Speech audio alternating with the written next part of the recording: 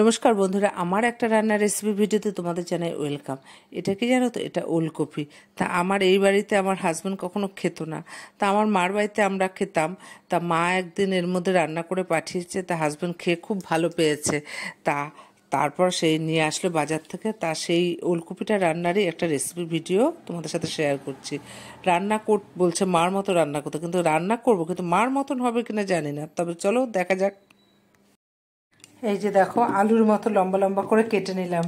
এবার একটু জলে ভাপিয়ে নেব। আর একটু জিরে, ধনে, লঙ্কা, আদা, এলাচ আর একটু পোস্ত চারমুচো পেস্ট করে নিলাম। ওলকপিটাকে একটু ভাপিয়ে নিয়েছি, আর এদিকে মাছগুলো দেখো নুন হলুদ মাখিয়ে নিয়েছি। এবার কড়াইতে তেল দিয়ে ভেজে নেব। মাছটা ভেজে নামিয়ে নিয়েছি। এবার ওই তেলেই এই ওলকপিগুলো যে ভাপিয়ে রেখেছি ওগুলো একটু নুন হলুদ দিয়ে ভালো করে একটু ভেজে নেব। এবার সাদা জিরে, তেজপাতা আর 1 চামচ চিনি ফোড়ন দেবো। চিনিটা ফোড়ন দিলে কি তরকারি কালারটা খুব সুন্দর আসে। তারপর নাড়াচাড়া দিয়ে আমি যে পেস্টটা করে রেখেছি সেটা দিয়ে দেবো। পেস্টটা দিয়ে কতক্ষণ নাড়িয়ে নুন হলুদ দিয়ে দেবো। তারপর আবার কতক্ষণ কষাবো।